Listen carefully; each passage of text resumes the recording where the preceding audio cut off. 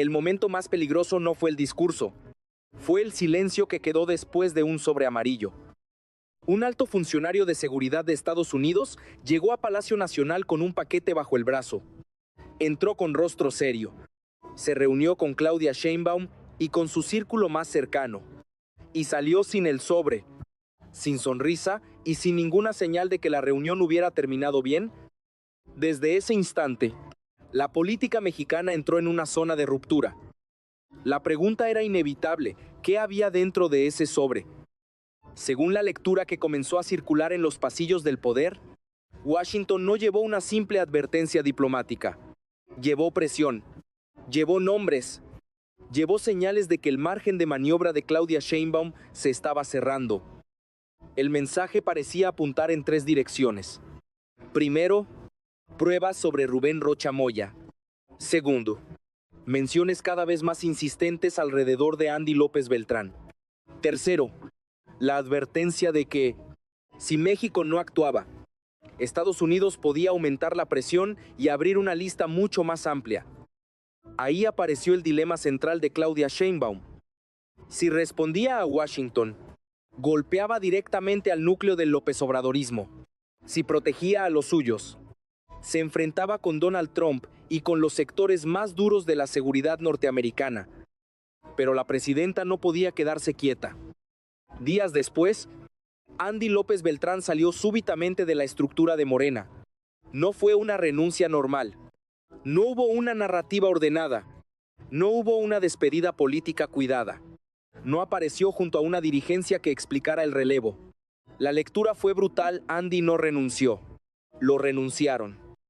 Y ese movimiento cayó como un golpe en Palenque. Porque no era un hecho aislado. Antes ya habían sido desplazados otros operadores ligados al viejo centro de poder. Primero Adán Augusto, luego Luisa María Alcalde, después Andy. Tres movimientos, tres señales, tres golpes simbólicos contra el espacio político que todavía respondía a Andrés Manuel López Obrador.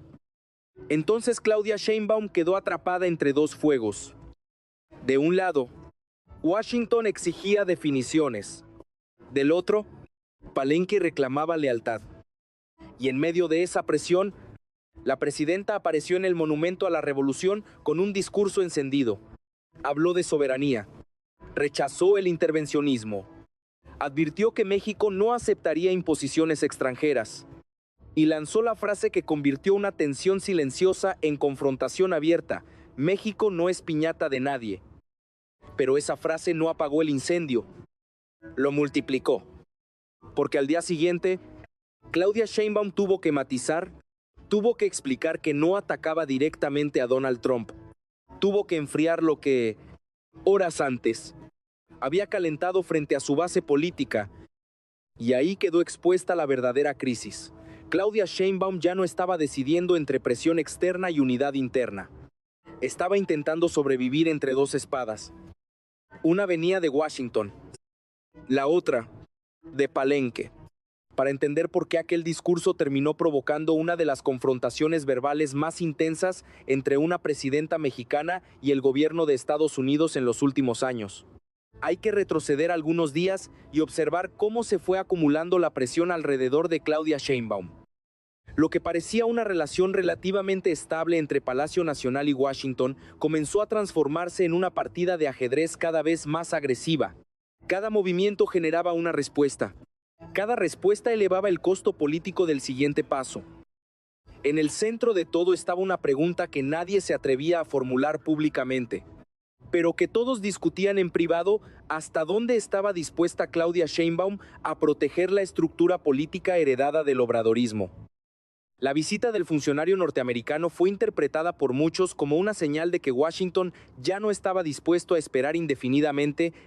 Desde la perspectiva estadounidense, el problema ya no era solamente el combate al crimen organizado. También era la relación entre ciertas investigaciones, determinados actores políticos y la estabilidad futura de la relación bilateral. Mientras tanto, dentro de Morena comenzaban a aparecer fisuras visibles. La salida de Andy López Beltrán no fue vista únicamente como un cambio administrativo. fue interpretada como una señal de que algo se estaba moviendo en el equilibrio interno del poder. Durante años, el apellido López había funcionado como uno de los principales centros de gravedad dentro del movimiento. Por eso cualquier movimiento relacionado con Andy tenía un significado mucho mayor que el de un simple relevo organizativo. La reacción en los círculos cercanos a Andrés Manuel López Obrador fue inmediata. Muchos comenzaron a interpretar los acontecimientos como una secuencia de desplazamientos cuidadosamente calculados. La salida de figuras asociadas al antiguo núcleo de poder alimentó la percepción de que Claudia Sheinbaum estaba construyendo su propio espacio político y reduciendo gradualmente la influencia de quienes habían dominado la toma de decisiones durante el sexenio anterior. Esa percepción generó tensión, porque una cosa era administrar una transición ordenada. Otra muy distinta era iniciar una reconfiguración del poder que afectara intereses políticos acumulados durante años. En ese momento aparecieron dos narrativas completamente diferentes. La primera sostenía que Claudia Sheinbaum estaba intentando fortalecer su autonomía presidencial. Según esta visión, cualquier presidenta necesita construir su propio equipo, consolidar su propia autoridad y demostrar que las decisiones estratégicas ya no dependen de un expresidente. La segunda narrativa era mucho más conflictiva. Según esa interpretación, los cambios no eran simples ajustes administrativos. Eran concesiones realizadas bajo presión. Eran movimientos destinados a reducir riesgos frente a Washington y evitar que determinadas investigaciones avanzaran hacia niveles todavía más sensibles. La existencia de estas dos lecturas convirtió cada decisión presidencial en un campo de batalla político. Lo que para unos era fortalecimiento institucional, para otros era una señal de ruptura. Lo que para unos representaba independencia, para otros significaba confrontación. Y mientras ese debate crecía dentro de Morena, otro proceso igualmente importante se desarrollaba en Estados Unidos. Allí tampoco existía una posición única. Por un lado estaban los sectores más duros, partidarios de aumentar la presión sobre México y endurecer el discurso relacionado con seguridad, narcotráfico y cooperación bilateral. Por otro lado estaban los sectores más pragmáticos, interesados en mantener canales de comunicación abiertos y evitar una crisis diplomática de gran escala. Durante meses, esos dos enfoques coexistieron. Sin embargo, después del discurso presidencial, algo comenzó a cambiar. Las voces moderadas dejaron de amortiguar la tensión con la misma intensidad. Algunos mensajes procedentes de Washington empezaron a mostrar una mayor incomodidad frente a la narrativa utilizada por el gobierno mexicano. Y eso encendió nuevas alarmas en Palacio Nacional, porque Claudia Sheinbaum descubrió que ya no enfrentaba únicamente un problema interno. Ahora debía gestionar simultáneamente la presión de dos sistemas políticos distintos. Uno estaba en México, el otro estaba en Washington, y ambos exigían señales de definición. La presidenta todavía intentaba mantener el equilibrio entre esas fuerzas opuestas, pero cuanto más avanzaban los acontecimientos, más difícil resultaba sostener esa posición intermedia. La pregunta ya no era si habría una definición. La pregunta era cuándo llegaría. Y lo que ocurrió después demostraría que el conflicto apenas estaba entrando en su fase más delicada. La tensión acumulada durante días terminó explotando en el momento menos conveniente para Claudia Sheinbaum. Lo que había comenzado como una serie de movimientos discretos dentro de Morena se transformó de pronto en una confrontación política visible para todo el país. Ya no se trataba únicamente de rumores, filtraciones o interpretaciones de pasillo. Ahora las señales eran públicas. Los mensajes eran directos. Y los actores involucrados comenzaron a tomar posiciones. El detonante fue el discurso pronunciado en el Monumento a la Revolución. Desde el primer momento quedó claro que no era un mensaje convencional. No tenía el tono técnico de una explicación gubernamental ni el lenguaje prudente que suele caracterizar a los momentos de tensión diplomática. Era un discurso cargado de simbolismo político. Claudia Sheinbaum habló de soberanía. Habló de independencia. Habló del derecho de México a tomar sus propias decisiones. Sobre todo, habló para una audiencia específica. No parecía estar hablando a Washington. Tampoco parecía estar hablando a los mercados internacionales. Ni siquiera parecía dirigirse al conjunto de los mexicanos. Su mensaje estaba orientado principalmente hacia el interior del movimiento que la llevó al poder. Era una señal destinada a quienes comenzaban a dudar de su compromiso con el proyecto político heredado de Andrés Manuel López Obrador. Por eso la frase "México no es piñata de nadie" adquirió una importancia inmediata. La expresión se convirtió en titular, se convirtió en tendencia y se convirtió en el símbolo de una nueva etapa de confrontación. Pero la reacción no tardó en llegar. Desde Estados Unidos comenzaron a aparecer respuestas cada vez más duras. Algunos funcionarios retomaron el tema de los cárteles. Otros insistieron en la necesidad de fortalecer las acciones de seguridad. Las declaraciones empezaron a acumularse y el clima político se volvió más tenso. Lo más significativo fue que varias figuras consideradas tradicionalmente moderadas dejaron de actuar como amortiguadores de la crisis. Durante mucho tiempo, ciertos actores habían servido como puente entre ambos gobiernos. Su función consistía en reducir tensiones, aclarar malentendidos y evitar escaladas innecesarias. Esta vez ocurrió algo distinto. Las respuestas fueron más frías, más secas, más incómodas. Y eso fue interpretado como una advertencia. Mientras tanto, dentro de México, la confrontación adquiría una dimensión todavía más compleja. Los sectores más radicales de Morena interpretaron el discurso como una demostración de fuerza. Consideraron que la presidenta había respondido correctamente a las presiones externas y que había defendido la soberanía nacional. Pero otros grupos comenzaron a preguntarse si el costo político de esa estrategia no era demasiado alto. Porque existía un problema evidente. México dependía de una relación funcional con Estados Unidos. La cooperación económica, la cooperación comercial, la cooperación en seguridad. Todo eso exigía un nivel mínimo de entendimiento entre ambos gobiernos. Y cuanto más aumentaba la confrontación verbal, más difícil resultaba preservar ese equilibrio. Fue entonces cuando apareció una frase que llamó especialmente la atención de los observadores políticos. Durante su discurso, Claudia Sheinbaum sugirió que si se cedía en determinados casos, después vendrían otros, primero unos nombres, luego otros, después más. Aquella referencia fue interpretada por muchos como una señal de que la presidenta conocía la magnitud de las presiones que estaban llegando desde Washington y también como una señal de que entendía perfectamente las consecuencias que podía tener cualquier decisión. El problema era que cada día que pasaba reducía sus opciones. Si avanzaba en una dirección, corría el riesgo de provocar una ruptura con sectores fundamentales del obradorismo. Si avanzaba en la dirección opuesta, aumentaba la tensión con Estados Unidos. Por primera vez desde el inicio de su gobierno, Claudia Sheinbaum parecía enfrentarse a una decisión que no admitía soluciones intermedias. La política del equilibrio comenzaba a agotarse. Y cuando una estrategia de equilibrio deja de funcionar, los actores políticos suelen verse obligados a elegir. Por eso el discurso del monumento a la revolución no fue el final de una crisis. Fue el comienzo. Porque a partir de ese momento la discusión dejó de centrarse en las palabras de la presidenta. La discusión comenzó a centrarse en lo que haría después. Y esa respuesta podía redefinir no solamente el futuro de Morena, sino también el futuro de la relación entre México y Estados Unidos.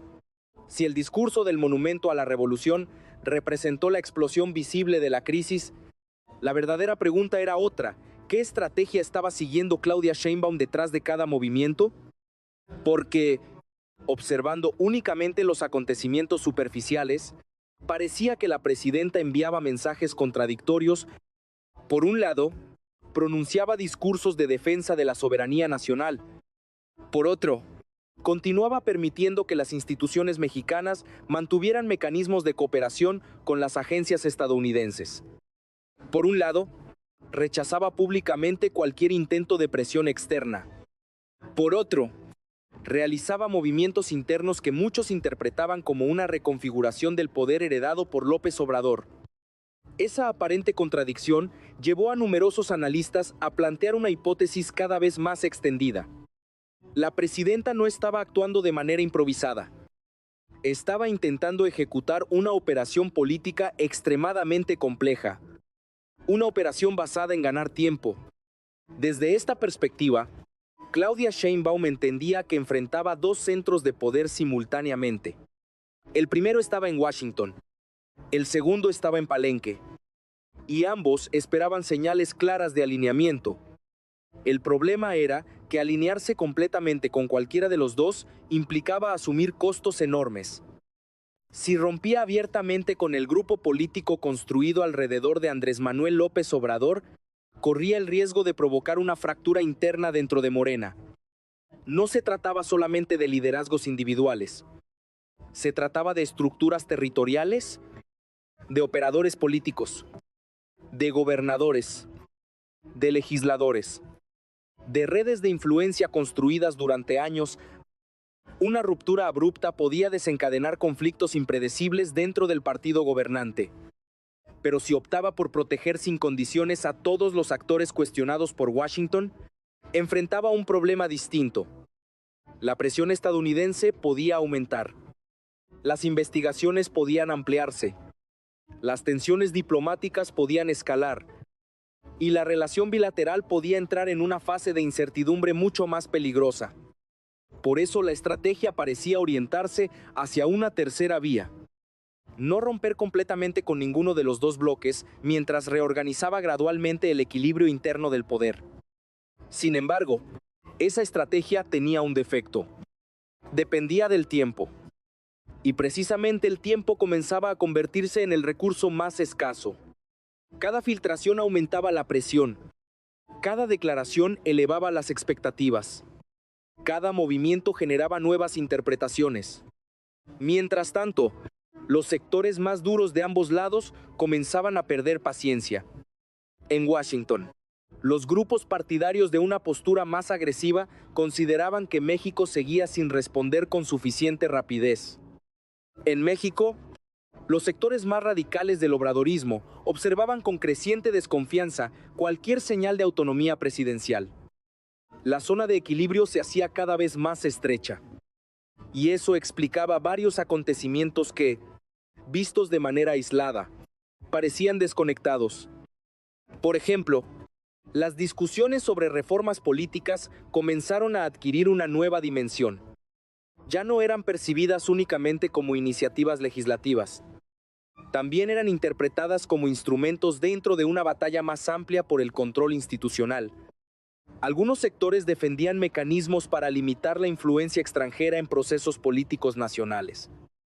Otros advertían que esas herramientas podían utilizarse de manera discrecional. El debate jurídico ocultaba una disputa política mucho más profunda. ¿Quién tendría la capacidad de definir las reglas del juego durante los próximos años? La misma lógica apareció en otros ámbitos. Las discusiones sobre seguridad, las discusiones sobre inteligencia, las discusiones sobre cooperación internacional, todo comenzó a formar parte de una misma narrativa. Una narrativa donde la pregunta central ya no era quién tenía razón. La pregunta era quién terminaría imponiendo su visión del futuro. Y en medio de ese escenario, Claudia Sheinbaum intentaba construir algo que ningún presidente mexicano había necesitado construir en circunstancias exactamente iguales. Una legitimidad propia. Porque una cosa es llegar al poder respaldada por un liderazgo histórico. Otra muy distinta es ejercer ese poder cuando las presiones externas e internas empiezan a exigir decisiones personales. Cada semana que pasaba obligaba a la presidenta a actuar más como Claudia Sheinbaum y menos como heredera política de López Obrador. Y ahí estaba el verdadero núcleo del conflicto. No era solamente una disputa entre México y Estados Unidos. No era solamente una disputa entre Palacio Nacional y Palenque. Era una disputa sobre quién conduciría realmente la siguiente etapa del proyecto político gobernante. Por eso cada nombramiento importaba. Por eso cada salida generaba especulación. Por eso cada discurso era analizado palabra por palabra. Porque detrás de cada movimiento aparecía la misma pregunta. ¿Está Claudia Sheinbaum consolidando su propio poder? ¿O todavía intenta evitar una ruptura definitiva con el poder que la llevó hasta la presidencia? La respuesta seguía sin estar clara. Pero los acontecimientos posteriores demostrarían que la posibilidad de mantener ambas posiciones al mismo tiempo comenzaba a acercarse rápidamente a su límite. A medida que la crisis avanzaba, las consecuencias dejaron de limitarse a los círculos políticos y comenzaron a proyectarse sobre todo el sistema de poder que rodea a Claudia Sheinbaum.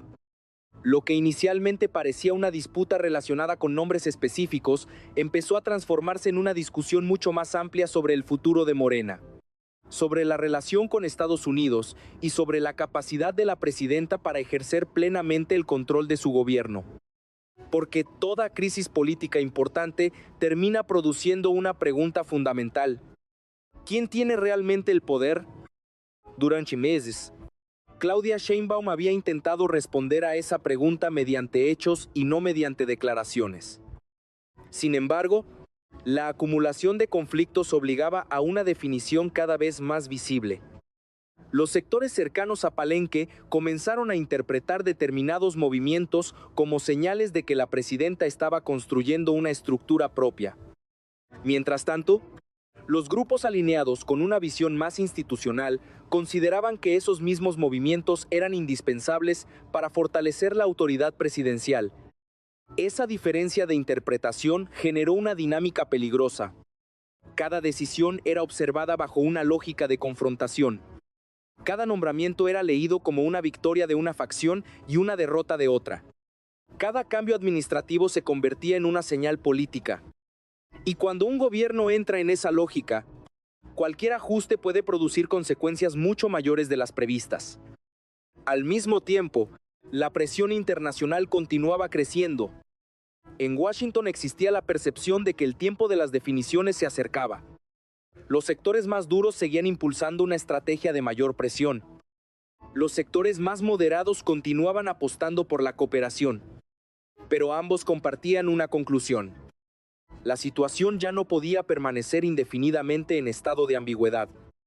Esa realidad aumentó la presión sobre Claudia Sheinbaum, porque la presidenta comprendía que cualquier decisión importante tendría costos. Si avanzaba hacia una mayor autonomía política, corría el riesgo de profundizar las tensiones con sectores históricos del movimiento. Si evitaba esa autonomía, podía proyectar una imagen de dependencia política incompatible con la autoridad presidencial que necesitaba consolidar. Y cuanto más tiempo intentara retrasar la definición, más difícil sería controlar las consecuencias. Por eso comenzaron a surgir especulaciones sobre posibles cambios dentro del gobierno. Especulaciones sobre ajustes en posiciones estratégicas. Especulaciones sobre nuevos equilibrios dentro de Morena. Especulaciones sobre el papel que desempeñarían distintas figuras en los meses siguientes. Más allá de que esas versiones se confirmaran o no, reflejaban una realidad evidente. La política mexicana había entrado en una fase de reacomodo. Y en los procesos de reacomodo, la incertidumbre suele convertirse en un factor de poder. Los actores políticos empiezan a calcular, empiezan a reposicionarse, empiezan a prepararse para distintos escenarios. Eso era exactamente lo que estaba ocurriendo. Gobernadores observaban, legisladores evaluaban, operadores políticos analizaban cada señal. Todos intentaban anticipar hacia dónde se inclinaría finalmente la presidenta. Mientras tanto, la relación bilateral seguía ocupando un lugar central. México y Estados Unidos mantienen una interdependencia demasiado profunda para ignorar los efectos de una crisis prolongada. Comercio, seguridad, migración, inversión. Todos esos temas dependen de niveles mínimos de cooperación. Por eso cualquier deterioro político tiene consecuencias que van mucho más allá de las declaraciones públicas. Y precisamente ahí aparecía el desafío más complejo para Claudia Sheinbaum. Necesitaba demostrar firmeza sin provocar una ruptura. Necesitaba consolidar autoridad sin fracturar a su movimiento. Necesitaba responder a las presiones sin parecer sometida a ellas. Era una ecuación extremadamente difícil. Tal vez la más difícil desde su llegada a la presidencia. Por eso el verdadero impacto de esta crisis no debía medirse únicamente por los acontecimientos del presente. Debía medirse por lo que podía desencadenar en el futuro. Porque una vez que las dudas sobre el equilibrio del poder llegan al centro del sistema político, resulta muy difícil devolverlas al terreno de las especulaciones. Las preguntas permanecen. Las tensiones permanecen. Y los actores comienzan a prepararse para el siguiente movimiento. La gran incógnita ya no era si existirían nuevas confrontaciones. La gran incógnita era quién tomaría la iniciativa cuando llegara el momento decisivo. Y todas las señales indicaban que ese momento estaba cada vez más cerca.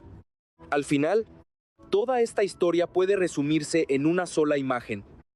Claudia Sheinbaum de pie en el centro de una encrucijada política donde cada camino implica riesgos y donde cada decisión tiene consecuencias que pueden redefinir el futuro de su gobierno.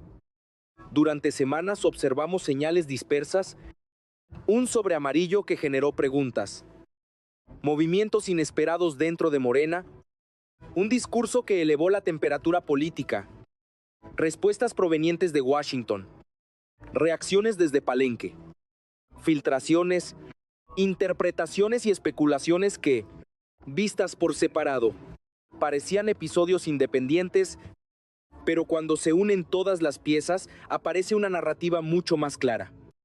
La narrativa de una presidenta que intenta consolidar su autoridad mientras enfrenta presiones simultáneas desde dos centros de poder distintos. Por un lado, la presión internacional. Por otro, la presión interna. Por un lado, la necesidad de preservar una relación funcional con Estados Unidos. Por otro, la necesidad de mantener la cohesión del movimiento político que la llevó a la presidencia, y precisamente ahí se encuentra el verdadero desafío. Porque las crisis más difíciles no son aquellas en las que existe un enemigo claramente identificado. Las crisis más difíciles son aquellas en las que cualquier decisión puede generar pérdidas.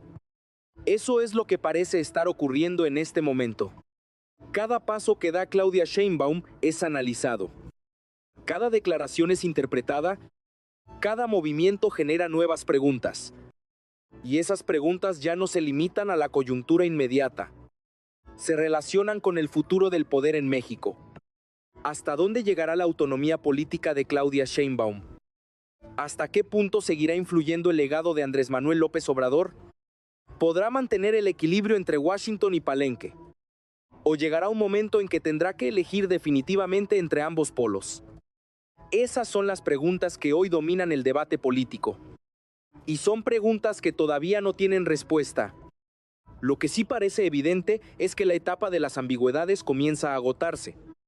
La presión continúa aumentando. Los actores se reposicionan. Las expectativas crecen y las decisiones pendientes se vuelven cada vez más difíciles de postergar. Por eso el verdadero desenlace de esta historia todavía no ha ocurrido. El discurso fue importante. Las reacciones fueron importantes. Los movimientos internos fueron importantes. Pero probablemente todo eso represente apenas el prólogo de una confrontación mucho más profunda. Una confrontación que definirá no solamente la relación entre distintos grupos de poder dentro de Morena, también definirá la manera en que será recordado el inicio del gobierno de Claudia Sheinbaum. Porque tarde o temprano llegará el momento de decidir, y cuando ese momento llegue, ya no bastará con equilibrar fuerzas opuestas. ¿Habrá que escoger una dirección? La pregunta es ¿cuál? Y esa respuesta podría convertirse en el acontecimiento político más importante de los próximos meses. Si este análisis te está resultando útil, no olvides seguir el canal y compartir tu opinión en los comentarios. Porque la próxima decisión de Claudia Sheinbaum podría cambiar por completo el tablero político mexicano, y cuando eso ocurra, estaremos aquí para analizar cada movimiento